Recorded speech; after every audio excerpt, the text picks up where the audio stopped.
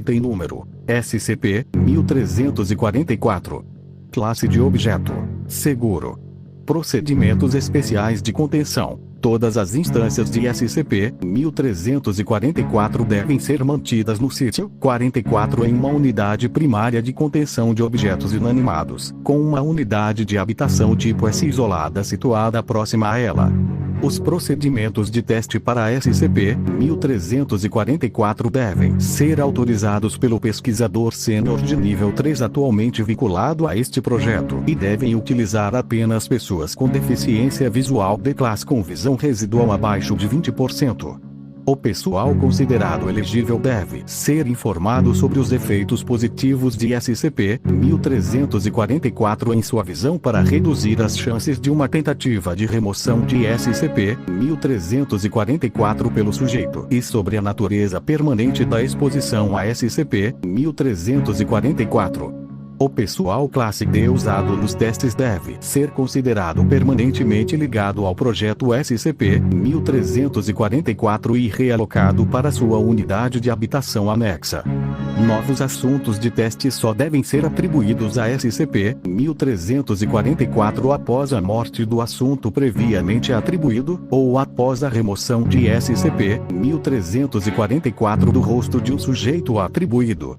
Atualmente, nenhuma instância de SCP-1344 está em uso para teste. Descrição: SCP-1344 refere-se a uma coleção de 5 óculos de proteção de vários tipos, todos exibindo comportamento anômalo quando usados por um ser humano. O sítio 44 atualmente contém as seguintes instâncias de SCP-1344. SCP-1344 1. Óculos de natação estilo sueco. SCP-1344 2. Óculos de aviação AN 6530. SCP-1344 3. Óculos de soldagem da marca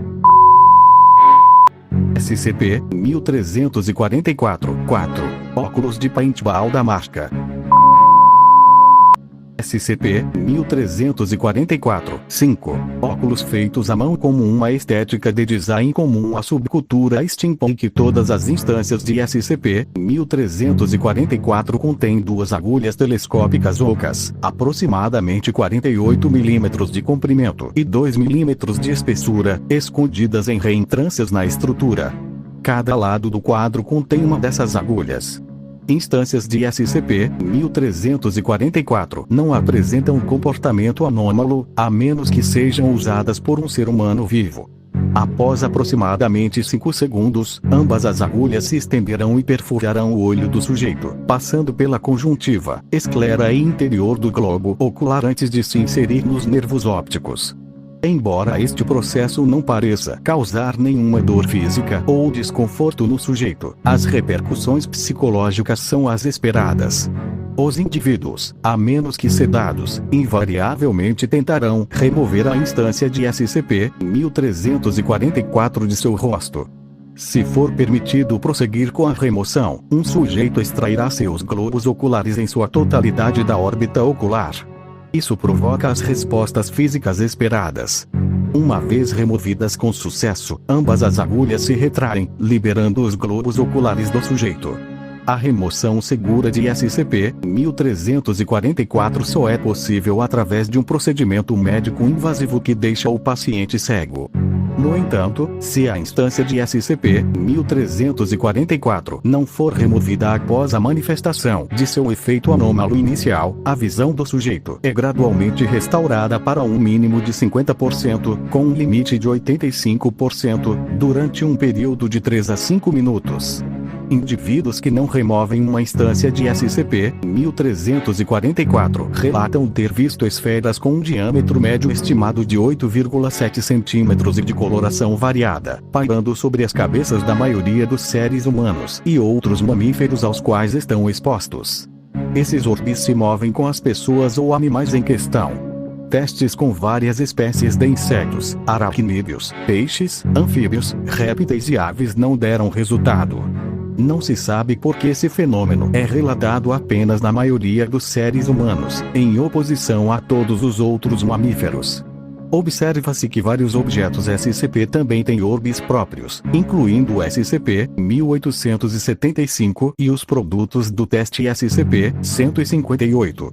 A pesquisa sobre os critérios exatos para a manifestação desse fenômeno está em andamento.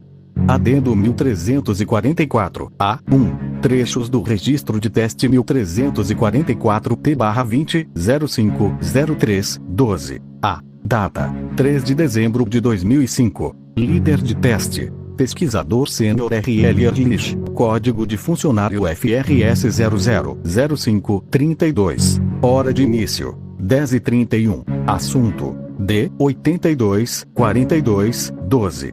Procedimento: o sujeito foi amarrado na cadeira de contenção fornecida e solicitado a comentar sobre quaisquer animais e pessoas introduzidos em seu campo de visão. Resultados: um rato de banco adulto, Miodes brilhoolhos, 1 centímetro. Uma mistura flutuante de vermelho e azul, aproximando-se do roxo. Uma truta salpicada adulta, Cinoceon nebulosus. Nenhum orbe relatado. Uma aranha-teia de funil de Sydney adulta, Atrax robustus. Nenhum orbe relatado. Um Bernese mountain dog adulto, Canis lupus familiaris. 12 centímetros. Branco. Uma girafa adulta, Girafa camelopardalis. 3 centímetros. Vermelho. D. 13.727. 5 centímetros. Amarelo com mudanças ocasionais para azul.